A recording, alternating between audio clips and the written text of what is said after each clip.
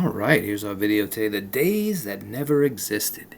The missing days in British and American history. And by the way, this is a science video. It's a science and history video. So we'll have some science behind why these days are missing. And history. So England was one of the last holdouts in Western Europe. They were thumbing their nose, so to speak, at the Gregorian calendar. So let's write some things down here. So the British were using the Julian calendar. Right, so we have the Julian calendar, the old calendar. We'll say the Julian is the old calendar that they were using. And then there was the Gregorian, which is the one we use today. So because of this discrepancy of using the Julian and the Gregorian, there were missing days. So let's explain that. Now, they didn't adapt to the Gregorian because they felt like they needed to be in sync with the rest of the Europe, the rest of the Catholic countries and so forth. No, they did it because of science. But anyway, because they waited so long to change the date, they were missing 11 days. And so the British Parliament, they enacted the Calendar Act, right? So we'll say the Calendar Act, cut through there, the Calendar Act of 1750. And so what happened is when people went to bed, and this is not just in England, this is the American colonies, but when they went to bed on Wednesday, Woden's Day. They went to bed on Wednesday, September 2nd, 1752. And when they woke up, it was Thursday, obviously. It was Thursday. And it was 1752, but it was now September 14th.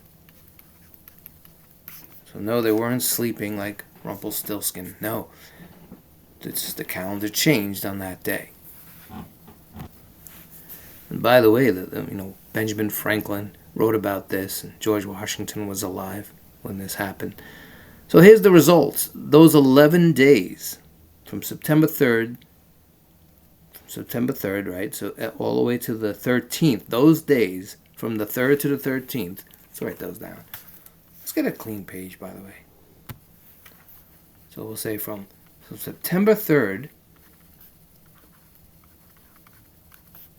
1752, September 13th, 1752, never existed. There are no dates in the American colonies or in England and English history that have those dates. They never existed because they changed the calendar. So if you think about it, no one was born, no one died, there's no legal contracts, nothing was signed with those dates in the British Empire. And so some people might say, well, there may have been riots, because there's a lot of myths of give us our 11 days back. So most historians, though, they believe that there weren't riots. Well, there could have been. There's just no proof on that. There was a lot of political satire about it. And Benjamin Franklin joked about it.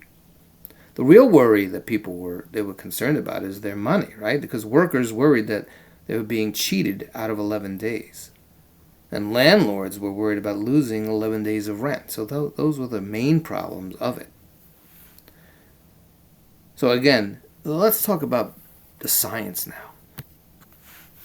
Okay, not just the science, but the history here. So it starts with Julius Caesar. Julius, how they would really pronounce his name. Julius Caesar was the Latin pronunciation of it, but we'll just say Julius Caesar. So Julius Caesar, and of course not just Caesar, but all his scientists at the time, they created the Julian calendar. Spell calendar right here. There we go. And that was in 45 BC. Or BCE, whatever one you prefer. And that was the calendar. That was the norm. And the scientists thought there was 365 days in a solar year. So it was actually 365, what they believe was 365 days and 6 hours. But they were off. They were wrong. And so if we think about the solar reality, what is actually the solar year? It's 365 days, just like they said, but it's 48 minutes and 45 seconds to be exact. That's the solar reality. That means that the Julian calendar was 11 minutes and 15 seconds too long every year. Now, of course, that doesn't sound like much, but it adds up, when you get to as the years progress. So, by the time of the Council of Nicaea, which was a council where the Catholic Church got together, well, not just the Catholic Church, but at the time before the Great Schism, to determine the faith and so forth. But by the Council of Nicaea, the spring equinox was around March 21st. But by the 1500s, the calendar was too slow, in other words. So the spring equinox was happening on March 11th. So why does this matter? So because the church uses the equinox to calculate the date of Easter. So if the calendar kept drifting, Easter, which is supposed to be a spring holiday, right, would eventually happen in the middle of winter. And if you kept going, there would be an autumn. And it's not just that, but the seasons would be off if we followed the Julian calendar. So fixing the calendar was not just because of the solar year, because of the reality of being a farmer and so forth and not wanting spring when it's January. So the fix was the Gregorian calendar. So let's clean this out. Write down Gregorian calendar. Erase that. So we'll say now the calendar we use today, the Gregorian calendar, from Pope, guess what? Pope Gregory. Right. Pope Gregory the 13th. Use those Roman numerals there. So Pope Gregory in 1582, with his advisors, it wasn't just him, right? He was advised to do this. He skipped, at the time in 1582, he skipped 10 days. They said, let's skip 10 days to fix this. And it became 11 days when England adapted it. 11 days when England adapted it. So, in other words, let's skip these 10 days to bring the calendar back in sync. And then he added the leap year rule. The leap year rule, which we have also. The leap year rule. So to prevent it from drifting in the future and happening again. So in the system, in the Gregorian system, any century years,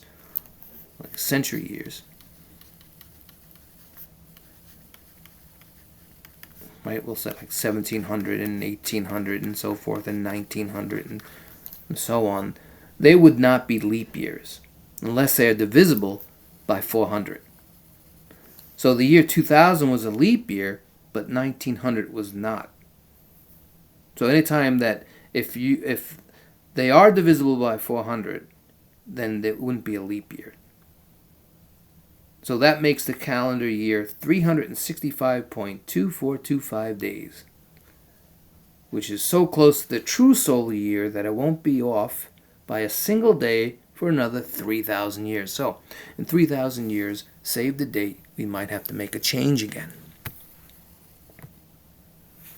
So I did say Pope Gregory had these scientific geniuses behind him. So let's name a few. Let's clear this out again. Where's the clear button? Clear it all out. Keep that there. So one of them, I'll write down the brain of this whole project, who actually did not see it initiated. So Lilius. He was the brain behind it, Lilius. And again, like I said, he never saw it implemented. So he was the primary author of this proposal. He came up with the Lilian leap year, skipping. He wanted to skip 3 years every 400 years, and so forth. But he died in 1576, 6 years before the calendar was adapted. There was another person named Clavius. He was also part of this. He was a German mathematician and astronomer.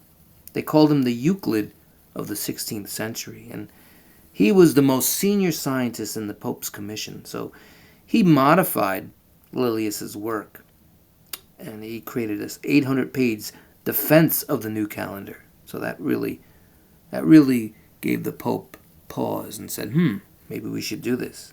And then there was a man named Dante, not the writer, but Dante was a Jesuit mathematician. Actually, he was an Italian priest. He was a mathematician, and he was showing proof by creating these meridian lines that to show the Pope that the sun's light on the spring equinox was hitting the floor a full 10 days away from where it should be. And that really was the one thing that Pope Gregory said, okay, we have to fix this. So those are the advisors behind it. By the way, I do have a video explaining this scientifically, but Dante, he brought the Pope into a room in the Vatican. It's called the Hall of Meridian today. We should write that down, the Hall of Meridian.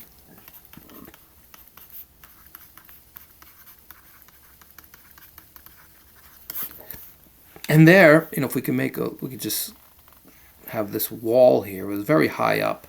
So when the light came in, we'll put some light. He made a small little hole in the wall.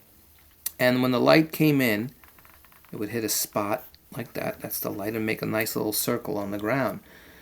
And now, at solar noon, and solar noon is not exactly noon on the clock, but it's the highest point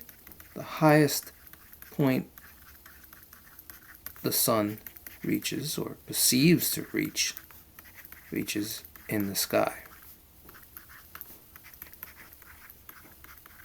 And again, I have videos that will explain more of this. And basically, what he did show that the equinox was off by 11 days to the Pope, and so again, with all these people explaining it to the Pope and him seeing this tangible evidence, the Pope was convinced that he had to create the new calendar.